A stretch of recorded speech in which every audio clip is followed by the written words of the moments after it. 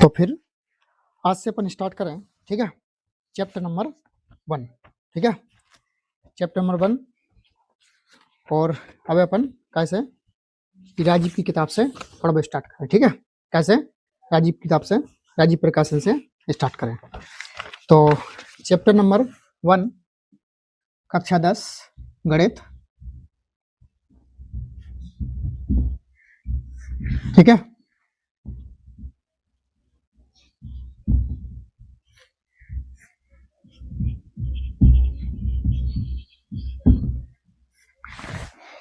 और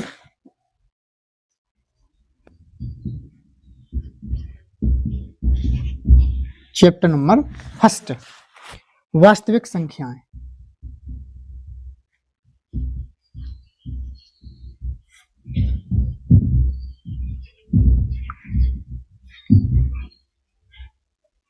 वास्तविक संख्याएं, रियल नंबर, ठीक है, इंग्लिश में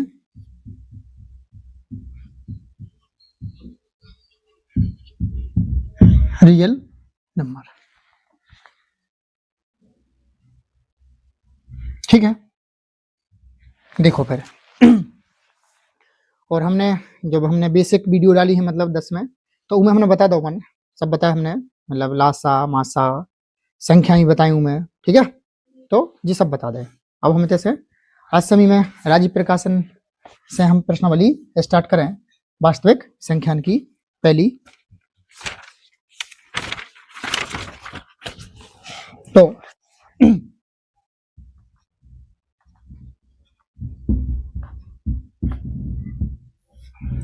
तो प्रश्नावली 1.1 प्रश्नावली स्टार्ट। तो इसमें पहला सवाल है, निम्नलिखित संख्याओं को अभाज्य गुणनखंडों के गुणनफल के रूप में व्यक्त कीजिए। मतलब पहला सवाल है, हमें उनके क्या करना है, अभाज्य गुणनखंड, क्या करना है, अभाज्य गुणनखंड। तो हम पूरा सवाल नाम लिख के, ठीक है, तो हम लिखें दे रहे अभाज्य गुणनखंड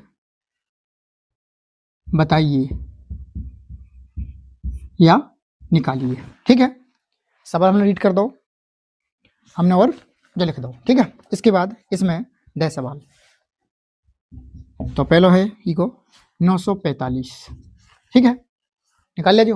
देखो अभाज्य गुणनखंड, तो अभाज्य गुणनखंड निकालने के लिए सबसे पहले हमने अभाज्य संख्याएं, हमने तुम्हें बेसिक वीडियो में हमने तुम्हें बताई दे, ठीक है। तो हमने उनमें कौन सी संख्याएं, भाज्य और अभाज्य, ठीक है, कौन, भाज्य और अभाज्य के बारे में हमने पढ़ाओ। और एक और सह अभाज्य भी संज्ञा, ठीक है, कौन, सह अभाज्य, ठीक है। भाज्य संख्याएं जैसे 4 है, 10 है, 15 है, 20 है, जी का को भाज्य संख्याएं। जी में मतलब जी के 2 से ज्यादा गुणनखंड हो जाए, या फिर जी संख्या में 2 से ज्यादा संख्या को भाग चले जाए, बेका हो भाज्य संख्या। अभाज्य, अभाज्य जी में जी के केवल 2 गुणनखंड हो गए, एक या फिर वह स्वयं, या फिर उन 2 को भाग जावे, बेका हो जाए अभाज्य। सहभाज्य, किन्हीं भी 2 संख्यान का अगर SCF मतलब मासा कि देखा जाए, एक आ जाए, तो उन्हीं का कथापन सह अभाज्य संख्या। जैसे 10 और 11 सह अभाज्य संख्या, 18 25 सह अभाज्य संख्या, 9 10 सह अभाज्य संख्या, ठीक है, जो पता है। तो हमें इस सवाल में अभाज्य गुणनखंड करना है पहले सवाल में, तो हम 945 के क्या करें, अभाज्य गुणनखंड, ठीक है, कर दो। तो 945 अभाज्य संख्या से भाग दे चलो। तो 2 से तो जा नहीं, कैसे दे, 3 से, 3 तिरका 9, 3 एकम 3, 3 5 15। कई बच्चों ने समस्या होती है भाग दे में। देखो 3 तिरका 9, 3 खत्म, 3 एकम 3, एक बचे, एक हम ही के आगे लगा लें, 15 हो जाए, 3 5 15। फिर 3 से 3 एकम 3, ई में नहीं जे का लगे 0, 3 5 15, 3 से 3 तिरका 9, 1, 3 5 15, फिर 5 से 5 7 35 और 7 से 7 एकम 7। तो हमारे 945 के अभाज्य गुणनखंड आ गए काका 3 गुणे 3 गुणे 3 गुणे 5 गुणे 7 जो होगा आंसर निकाल ले जो। और देखें अपन एक आध सवाल और देखें। अगला सवाल है 140 तो 140 के कर ले जाए 2 सत्ते 14 0, 2 से 2 तिहाई 6, 1 2 पंचे 10, 5 5 7 35, 7 एकम 7 आ गए। फिर देख 2 और 2 5 और 7 जो का अभाज्य गुणनखंड। ठीक है कर पे आराम से अपन कर सकत। तो ये के जितने भी सवाल हैं 2 जो हमने बता दे और तुम कर लो। ठीक है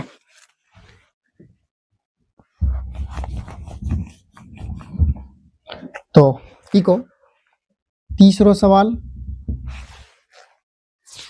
156। ठीक है चौथा 650,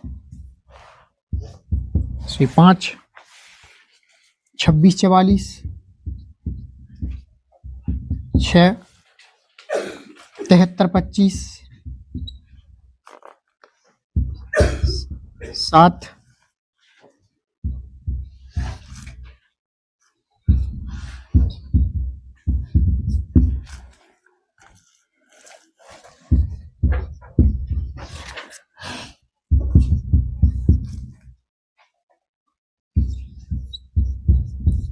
कर पे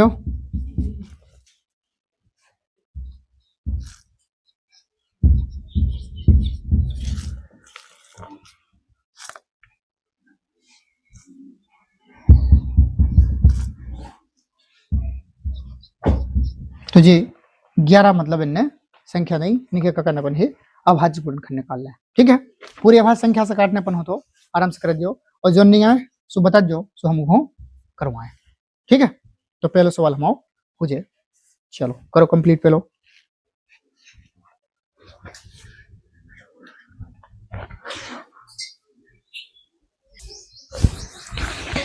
तो अभाज्य गुणन करने के बाद अगला दूसरा सवाल है को ये प्रश्नावली को सवाल नंबर 2। ठीक है पढ़े हम पूर्णांकों के निम्नलिखित युग्मों के एचसीएफ तथा एलसीएम ज्ञात कीजिए तथा इनकी जांच कीजिए कि दो संख्याओं का गुणनफल बराबर एचसीएफ गुणे एलसीएम।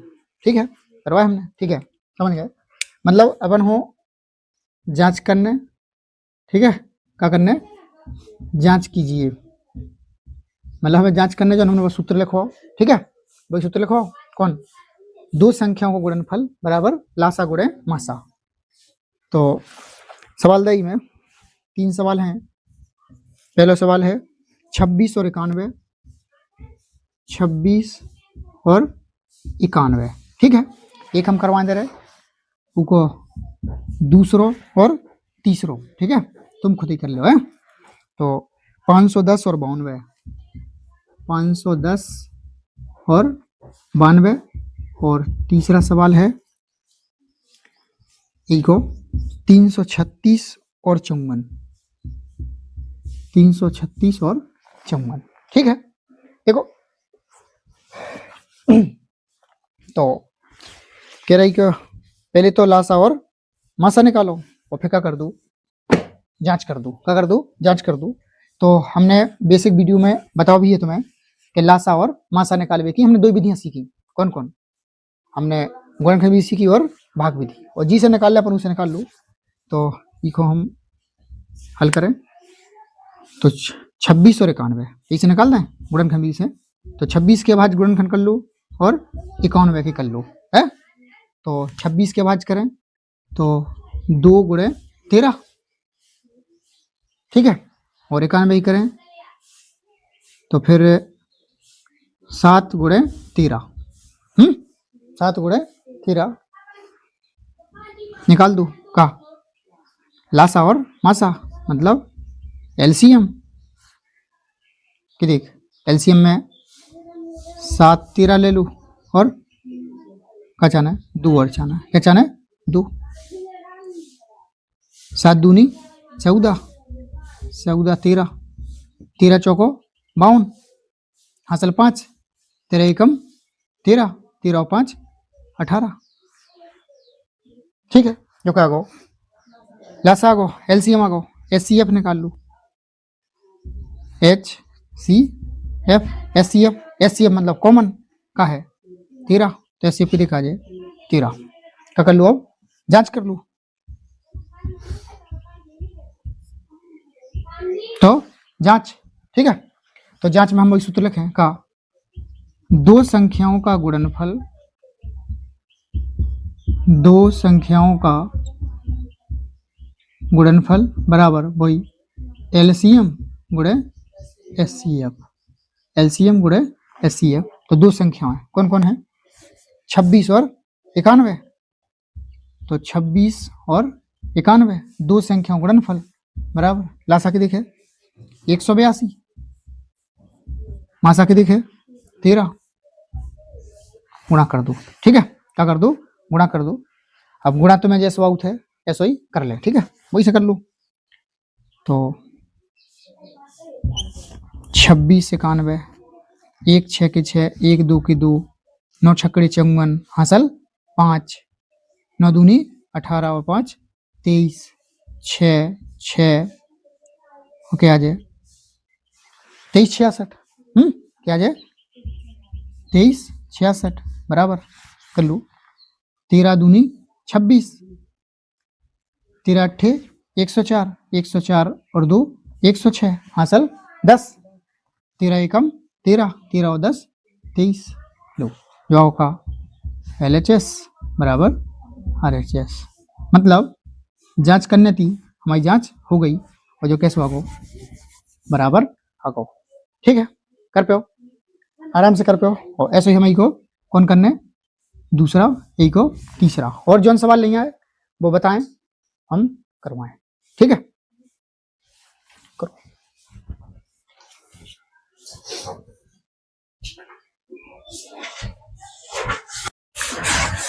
तो दो सवाल हुए के बाद तीसरा सवाल फिर ऐसा ही है, अभाज्य गुणनखंड विधि द्वारा निम्नलिखित पूर्णांकों के एचसीएफ और एलसीएम ज्ञात कीजिए। ठीक है, तो इससे पहले बहुत सवाल करे अपन ने, हमने एचसीएफ और एलसीएम ज्ञात करे और उनकी हमने क्या करी थी जांच करी थी, क्या करी थी जांच। और इस सवाल में हमें अभाज्य गुणनखंड विधि द्वारा क्या करना है एचसीएफ और एलसीएम ज्ञात करना है। ठीक है, तीसरे सवाल में, तो तीसरे को पहला सवाल है 12 15 और 21, 12 15 और 21। ठीक है, इनमें 3 सवाल है के और एक हम करवा दे रहे, बाकी 2 तुम कर ले जाओ। ठीक है, देखो अभाज्य गुणनखंड विधि द्वारा 2 विधि सीखे अपन ने काका, एक गुणनखंड विधि और एक भाग विधि। होते अभाज्य गुणनखंड विधि द्वारा कह रहे मतलब काय द्वारा गुणनखंड विधि द्वारा करना। तो हल डालें हम पहले और करें 12 के अभाज्य गुणनखंड निकाल लें और 15 के निकाल लें और 21 के निकाल लें। ठीक है, इन तीनों संख्या के निकाल लें। देखो 12 की निकाल लेते अभाज्य और निकाले थे अपन ने, और पहले सवाल में अभाज्य गुणनखंड निकाले अपन ने।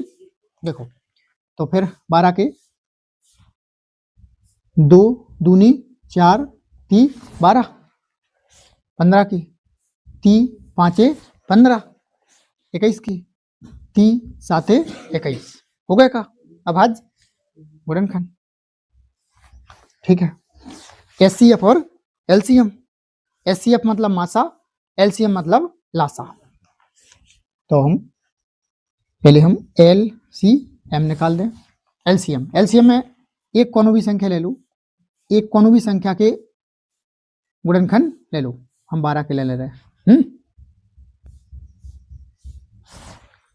अब 15 से देखो 3 3 आगो 5 नहीं आओ 5 को और ऐड कर लो 21 को देखो 3 आगो 7 नहीं आओ ले लो का आगो लासा आगो गुणा कर दो इनको 2 दूनी 4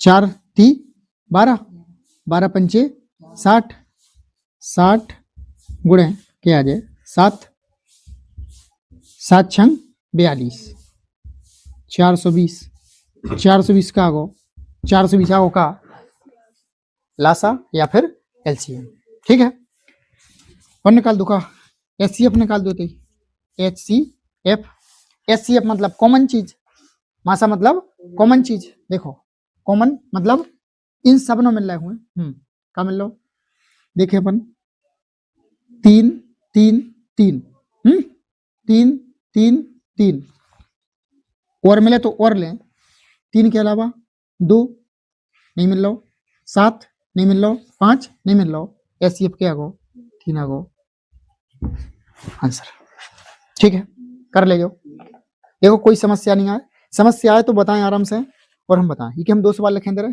बे तो मैं करना खुद ही अगला सवाल है तीसरे सवाल को दूसरा 17 23 और 29 देखो पूरी का है अभाज्य संख्या है इनको गुणनखंड अभाज्य गुणनखंड है बे के बे जाना है क्या है जी अभाज्य संख्या ठीक है कर लियो नहीं यहाँ से बता दो तीसरा सवाल है 8 9 और 25 8 9 और 25 ठीक है कर पे है समस्या आए सो देखें अपन इसके बाद अगला सवाल सवाल नंबर 4 देखो सवाल नंबर 4 हम लिखें पहले यदि एचसीएफ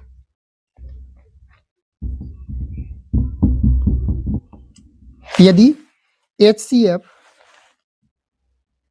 306, 657 बराबर 9 दिया है बराबर 9 दिया है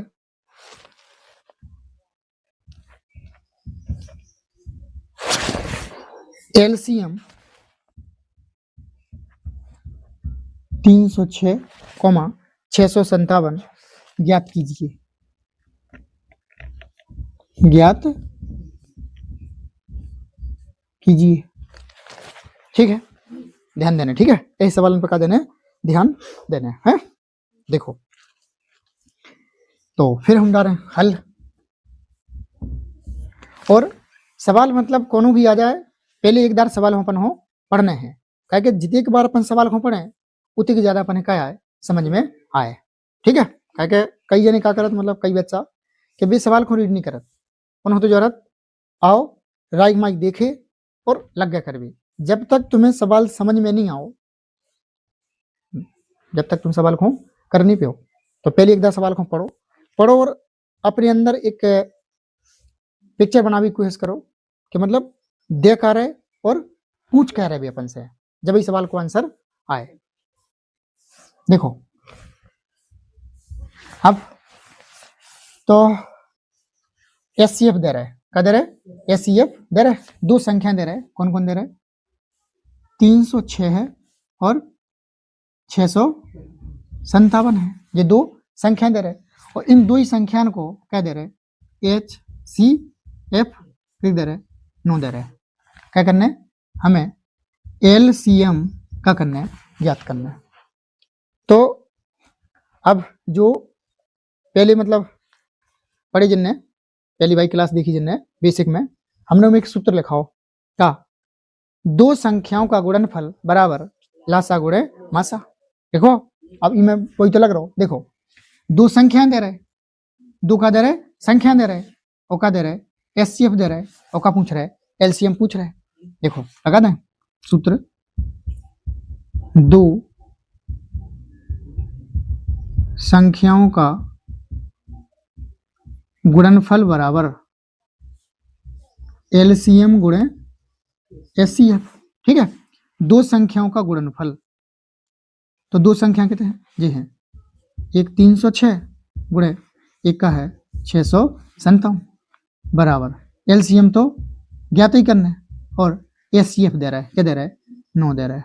ठीक है, हम एलसीएम पनी जगह पर हमने 9 का में है गुणा में वो कितने आ जाए, भाग में मतलब बटे में, तो एलसीएम बराबर 306 गुणे 657 बटे में 9 आज का हम एलसीएम 9 से काट लू, भाग दे लो 9 को, कौन संख्या में जा रहा हुई, ई में जा रहा है, ई में जा रहा 9 × 3 = 27, 3 बची, 9 × 4 = 36 मतलब कट गए, तो 34 गुणे कितने 657 का करने को गुणा करना है और कहा जाए आंसर गुणा कर लें, तो 657 और 34,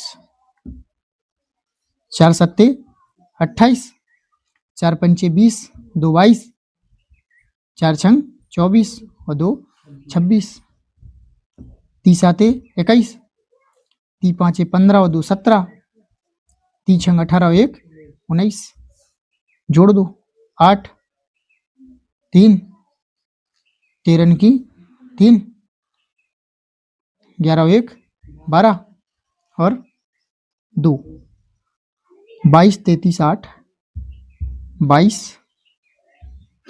33 8 जो का गो एलसीएम।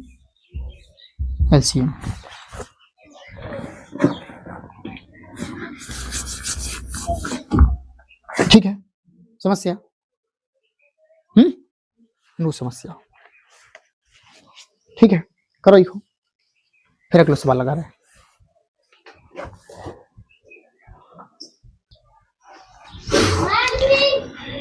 इसके बाद 5वां सवाल, यदि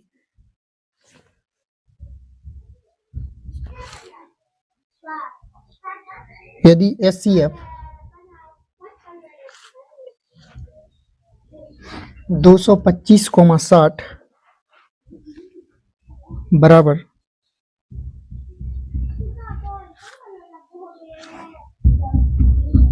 माइनस के 10x, तो x का मान ज्ञात कीजिए, तो x का मान ज्ञात कीजिए। ठीक है, ध्यान देना इस सवाल पर, तो हल देखो क्या कह रहे हैं, बीजा कह रहे कि 225 और 60 के एचसीएफ को क्या लिख दो, उनने जो लिख दो। ठीक है, कह रहे x को मान ज्ञात कर दो, तो एचसीएफ बराबर कितने 225 गुणे 5 माइनस के 10x जो लिख दो उनने। ठीक है, हमें कछु नहीं करना है, हमें मतलब उनने कह दी कि 225 और 60 को एचसीएफ इतना है, तो हम ही को काय को 225 और 60 को एचसीएफ निकाल के और कितने रख दें, इतने रख दें, काय की एचसीएफ की जगह पे सॉल्व करें, काय को मान आ जाए, एक्स को मान आ जाए। तो हम क्या करें, 225 और 60, 225 और 60 को क्या निकाल लें, एचसीएफ निकाल लें। क्या निकाल लें, एचसीएफ। अब एचसीएफ तो मैं निकाल लें, भाग विधि से निकाल लें, भाग विधि से निकाल लो, और गुणनखंड विधि से निकाल लें, गुणनखंड विधि से निकाल लो, जिसने तो मैं निकाल लें, किसे निकाल लें, गुणनखंड विधि से। ठीक है, 225 के गुणनखंड निकाल लो, फिर ऐसे ही 30 आते 21, 3 5 15, 3 दूनी 6, 3 5 15, 5 25, 5 एकम 5, तो ये क्या है का 3 3 5 और 5। ठीक है, 60 के निकाल लो, 30 15 5 और 1 आ जाए, 2 2 3 और 5। तो कागो आज का SCF कितने का आ जाए SCF क्या आ जाए देखो 3 और 3 और 5 और 5 और नहीं मिल रहा ठीक है। तो SCF क्या आगो 3 5 15 क्या आगो 15 आगो 15 को SCF तो हमारे 225 और 60 को SCF क्या आगो 15 को वो 15 अपन काय में SCF की जगह रख दें तो SCF 225 गुणे 5 और 10x SCF की जगह क्या रख दे अपन 15 बराबर 225 गुणे 5 10x 10x को इस साइड कर दूं और इस साइड ले लूं क्या आ जाए 10x 225 गुणे 5 माइनस के 15 10x बराबर गुणा कर लूं 5 25 5 10 2 12 5 दूनी 10 और 1 11 माइनस के 15 घटा दो 1125 में से 15 जाए 1110 x बराबर जे का में है गुणा में इत्यादि आ जाए का में भाग में बन मतलब 111 x मान क्या हो 111 ठीक है ध्यान दियो ठीक है।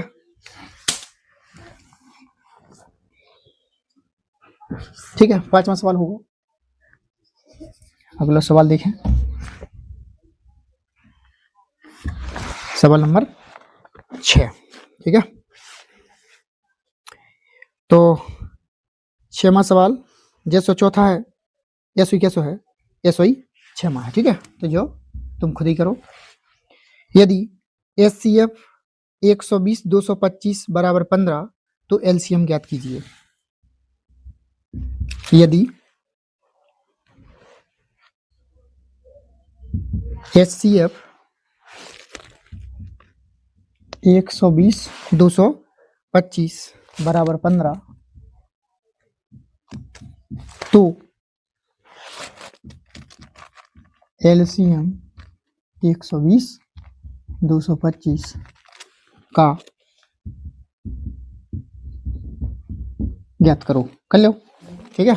जो तुम्हें स्वयं करना है ठीक है जो तुम्हें कैसे करना है स्वयं ठीक है कर लो और इमें ऐसा नहीं करियो क्या तुम LCM मतलब 120 और 225 को क्या निकाल दियो LCM निकाल दियो ना काय को SCF दो तो वही सूत्र लगे का दो संख्याओं गुणनफल बराबर लासा गुणे मासा ठीक है। तो जो तुम स्वयं कर पे और 7वां सवाल अगलो कह रहे व्याख्या कीजिए कि व्याख्या कीजिए कि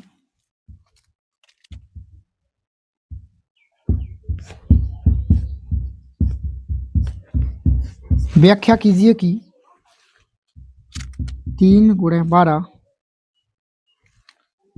गुणे 101 प्लस 4 एक अभाज्य संख्या है या भाज्य संख्या एक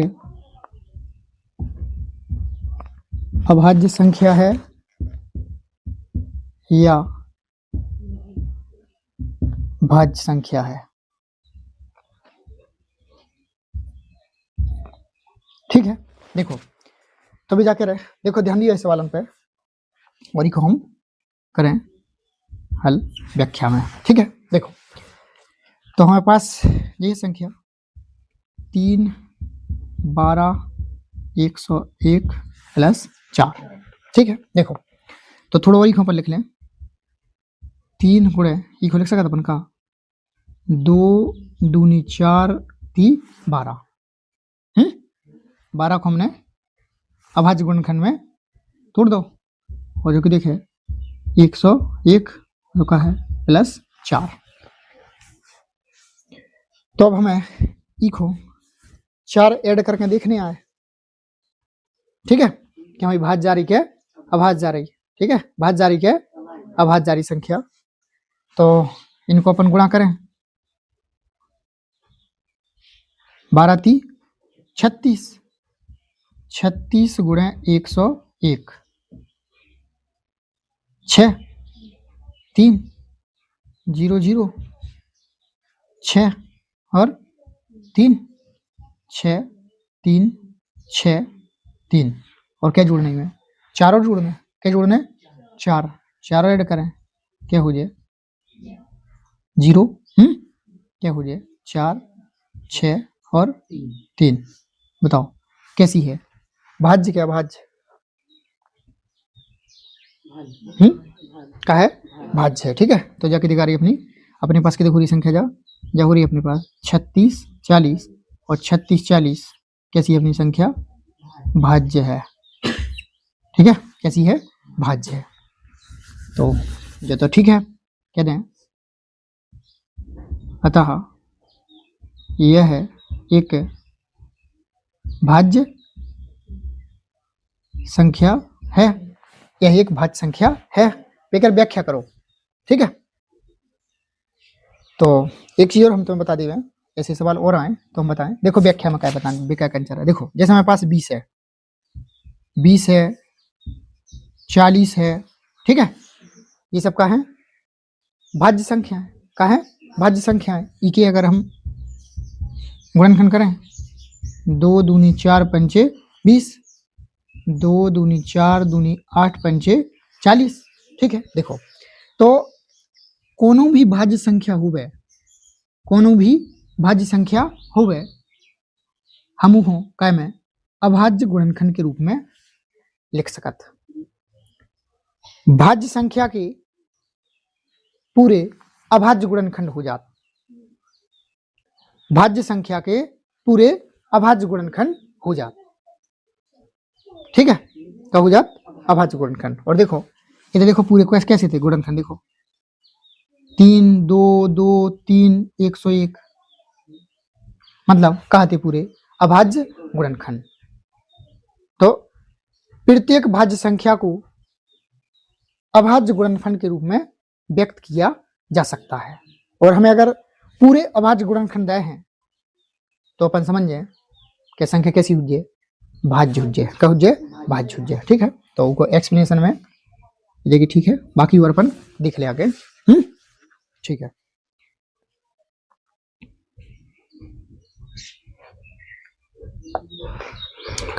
इसके बाद एक सवाल और है,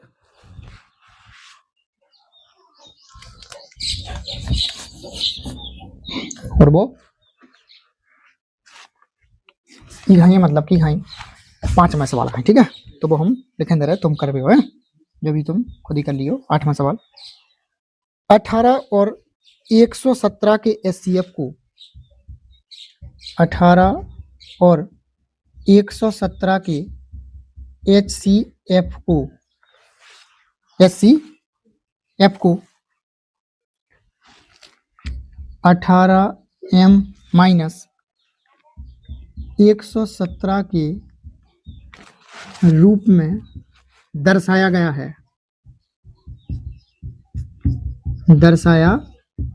गया है, m का मान ज्ञात कीजिए, m का मान ज्ञात कीजिए। ठीक है, कर पे हो। और है वह सवाल, साथ ही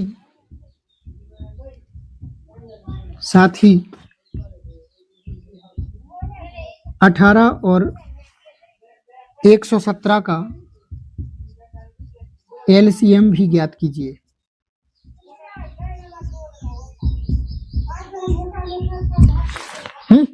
ठीक है, देखो कर लियो, नहीं आ हम करवा दें। देखो क्या करना है, जैसे जो करे तो अपन ने क्या दे रहे हो गए एचसीएफ खोई के बराबर। तो ये हमने जो करे एचसीएफ पहले क्या को 18 और 117 को क्या निकाल लियो, एचसीएफ निकाल लियो और ऐसो रख दियो, सो क्या को मान आ जाए, एम को मान आ जाए, नहीं आ जाए।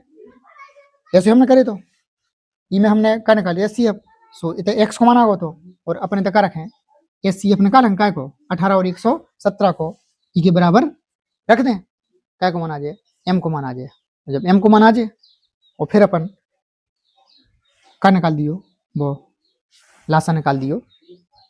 लासा तो मैं जैसे निकाल दियो, चाहे वो एक संख्या गुणे दूसरी संख्या बराबर लासा गुणे मासा, या फिर नॉर्मल भी निकाल सकत, काय को 18 और 117 को, और जैसो आया तुम्हें निकाल लियो। जो भी तुम्हें कैसे करना है ये भी तुम्हें स्वयं करना है।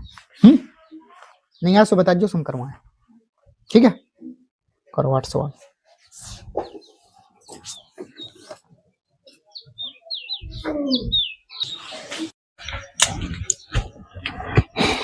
आठवां सवाल हो जाए।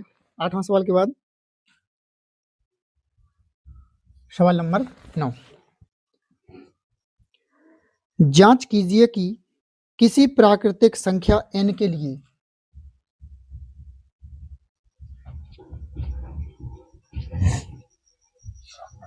जांच कीजिए कि किसी प्राकृतिक संख्या n के लिए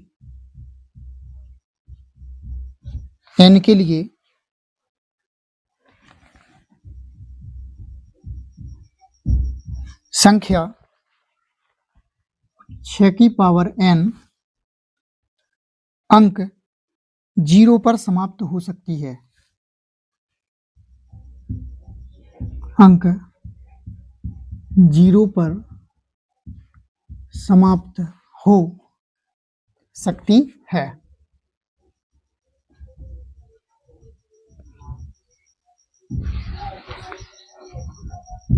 ठीक है, देखो तो फिर यूं करें हल। तो देखो सवाल का कंचारो, जांच कीजिए किसी प्राकृतिक संख्या n के लिए संख्या 6 की घात n अंक 0 पर समाप्त हो सकती है। मतलब ये कंचारा है 6 की पावर n है, ई को हमें कह के 0 पे जब समाप्त हो सकत के नहीं हो सकत, मतलब n की जगह पे n का रखना हमें एक प्राकृतिक संख्या, n का रखना एक, n की जगह का रखने पर है प्राकृतिक संख्या, और प्राकृतिक संख्या हम पढ़ के आए जैसे हम के स्टार्ट करत बेका हो हमारी प्राकृतिक संख्या। तो ये हमें n को मान का रखे अपन 1 2 3 4 डॉट डॉट डॉट डॉट कन तक अनंत तक अपन रख पे। और भी जाके रहे कि ऊ को मान 0 आ सकत के नहीं आ सकत, रख के देखिए बन रखें तो क्या आए 6 आए, 6 की पावर 2 करें तो क्या देखा है 36 आए, 6 की पावर 3 करें n की जगह पे 1 2 3 4 रखें, 1 रखी 6 आओ 2 रखी 36, क्या है 216, 4 रखें तो एक दारो 6 को गुणा कर दें हैं, 6 छंग 36, 6 एकम 6 3 9, 6 दूनी 12, ये देखा है 12 96, 5 रखें एक दारो कर दें 6 गुणा, 6 छंग 36, 6 नारे 54 और 3 57, 6 दूनी 12, 12 और 5 17, 6 एकम 6 और 1 7। मतलब तुम कितनी भी कोशिश कर लो और भी रख लो, 6 रखें अपन 7 रखें अपन, ठीक है, ऐसे ही चाहे जो ना जाए अंत में तो क्या आए 6 आए, अंत में तो क्या आए 6 आए, ठीक है। मतलब 6 की पावर मतलब घात 1 2 3 4 5 6 7 8 9 10 तुम कछु भी रख लो, बकब हम काय पे 0 पे समाप्त नहीं हो सकत, 0 पे समाप्त नहीं हो सकत। तो अपन लिख दें अतः 6 की पावर n 6 की पावर n कभी भी 0 पर समाप्त नहीं हो सकती है, ठीक है। हमेशा क्या है अंत अंक के आऊ को 6 आए, क्या है 6 आए, 6 की तुम घात कछु भी कर लो अंत अंक की दिखा है 6 आए, तो वह कहूँ काय पे 0 पे समाप्त नहीं हो सकत, ठीक है। जांच हमने कर दी। ठीक है, अगला सवाल, सवाल नंबर 10। सवाल नंबर 10, अब देखो कई हम सवाल मतलब लिखे नहीं, ठीक है, जिनके पास जा बुक रे काय की राजीव प्रकाशन की, ठीक है, काय की राजीव प्रकाशन की बे ई बुक में से देख जे, बाकी हम सवाल ऐसो ही पढ़ दू करे, काय कि अगर सवाल हम लिखे हर एक सवाल तो का लग जाए, ज्यादा समय लग जाए, एक ही प्रश्नावली में ज्यादा समय लग जाए, ठीक है, इसलिए हम जन सवाल जरूरत रहे वो हम लिखें, जी की नहीं हम ऐसे ही पढ़ दें, वही को समझ के हमें तो हल करें, ठीक है। देखो तो अगला सवाल है जो 10वां सवाल ही में वो अपनो 7वां सवाल की तरह है, जैसे अपन ने 7वां सवाल करे ऐसे का है 10वां। व्याख्या कीजिए कि 7 गुणे 11 गुणे 13 प्लस 13 और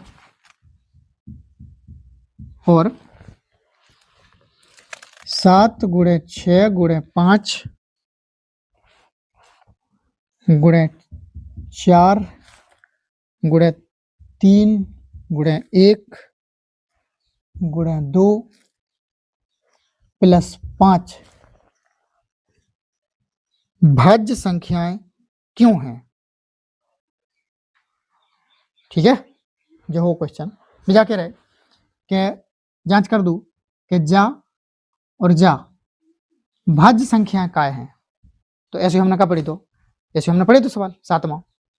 देखो तो इनको अपन करें, कुछ नहीं करने, जैसे हमने करे है तो जा संख्या लिखी 7 गुणे 11 गुणे 13 प्लस 13 और 7 गुणे 6 को लिख दू का 2 गुणे 3 गुणे 5 4 को लिख दू 2 गुणे 2 गुणे 3 गुणे 1 गुणे 2 प्लस 5, ठीक है। तो हम लिख सकत के हम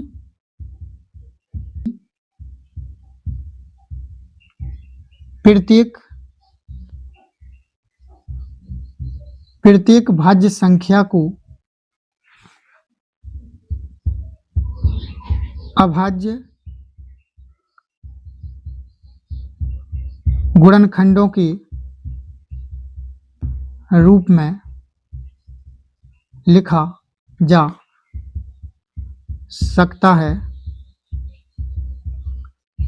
इसलिए ये भाज्य संख्याएं हैं, इसलिए ये भाज्य संख्याएं हैं, ठीक है। मतलब प्रत्येक भाज्य संख्या हो काय में अपन अभाज्य गुणनखंड के रूप में लिख सकत, और ये पूरे कैसे गुणनखंड है 7 11 13, ठीक है, 7 2 3 5 2 2 3 1 2 कैसे हैं अभाज्य गुणनखंड है। अगर पूरे अभाज्य गुणनखंड हैं तो भी समझ लो का है वे भाज्य संख्या है, का है भाज्य संख्या है, ठीक है। तो लिख लो हमने, हम जानते हैं कि प्रत्येक भाज्य संख्या को अभाज्य गुणनखंडों के रूप में लिखा जा सकता है, इसलिए ए भाज्य संख्याएं हैं, ठीक है। 10वां सवाल फिनिश। 11वां सवाल है, देखियो 11वां सवाल पूरा नहीं लिखें, कह के बहुत ज्यादा थ्योरी है, मतलब ऐसे लिखे, देखो पढ़े हम, किसी खेल के मैदान के चारों ओर एक वृत्ताकार पथ है, इस मैदान का एक चक्कर लगाने में सोनिया को 18 मिनट लगते हैं, जबकि इसी मैदान का एक चक्कर लगाने में रवि को 12 मिनट लगते हैं। मान लीजिए कि वे दोनों एक ही स्थान और एक ही समय पर चलना प्रारंभ करके एक ही दिशा में चलते हैं, कितने समय बाद वे दोनों पुनः प्रारंभिक स्थान पर मिलेंगे। मतलब सवाल ठीक है, जिनको समझ में आ गया ठीक है, नहीं हम बता रहे, ये क्या कह रहे हल करें अपन ये। तो सोनिया और रवि, ठीक है, एक मैदान है वृत्ताकार, मान के चलो जो है वो मैदान, ठीक है, मान के चलो ई पॉइंट से 2 जने दौड़ स्टार्ट करी, सोनिया ने, ठीक है, सोनिया और रवि एक जगह से दौड़ स्टार्ट करी उनने, ठीक है। सोनिया तैसे दो रखे के मिनट में 18 मिनट में तई, ठीक है, मतलब एक चक्कर लगा ली। और रवि की देख में रवि 12 मिनट में, रवि एक चक्कर क्या में 12 मिनट में लगा ली, ठीक है। विजा कह रहा है कि एक ही जगह से मान लो कि एक ही जगह से दौड़ स्टार्ट करी एक ही दिशा में, तो इतने से मान लो एक ही इतने से सोनिया दौड़ी और इतने से रवि यही बगल को एक ही दिशा में इस साइड को दौड़ स्टार्ट करी उनने। कितने समय बाद वे दोनों पुनः प्रारंभिक स्थान पर मिलेंगे? माने दो जने संग है कब मिले? देखो सोनिया दौरे वो तो क्या लगना है संग ही दौरे और क्या लगना है 18 मिनट, और ईहो लगा देना क्या में 12 मिनट में, तो रवि तो पहले पहुंच गए थे, रवि तो पहले पहुंच गए और सोनिया 6 मिनट लेट आए, जो तो रवि कितने पहुंच गए और आगे पहुंच गए, मतलब फिर तो ये संगे मिले नहीं पे वही स्थान पे। तो ई में अपन हो का निकाल देना इनको एलसीएम, का निकाल देना एलसीएम मतलब लासा निकाल दो आंसर आ जाए, ठीक है। तो लासा निकाल दे अपन काय को 12 और 18, तो लगाए अपन 12 ही कर लो अभाज्य गुणनखंड क्या आ जाए, ठीक है। 2 दूनी 4 3 12 18 की 2 तिहाई 6 तिहाई 18 और का निकाल दू LCM तो ये लो ऊपर को 2 2 और 3 मैच करो, 2 आगो 3 आगो 1 और 3 नहीं आओ, सो ले लो 2 दूनी 4 4 ती 12 12 ती 36, तो कितने आ जाए 36, एलसीएम कितने आ जाए 36, तो आंसर आ जाएगा अतः दोनों, ठीक है, अतः दोनों कितने 36 मिनट बाद मिलेंगे, ठीक है। वो स्थान पे कब है 36 मिनट बाद। देखियो 36 मिनट में कैसे सोनिया दौड़े 18 मिनट में एक चक्कर लगाए, अगले में एक और चक्कर लगाए, सीधी आ जाए, जोन और भी क्या चक्कर लगा दे 3 लगा दे, क्या लगा दे 3 लगा दे, सो 2 यानी कितने एक बिंदु पे मिल जाए। सोनिया लगाए 2 चक्कर और रवि लगाए 2 चक्कर लगाए सोनिया और 300 चक्कर लगाए रवि, सो 2 एक बिंदु पे मिल जाए वो स्थान पे, ठीक है। ये हो गए क्या 11 सवाल, ठीक है, करो।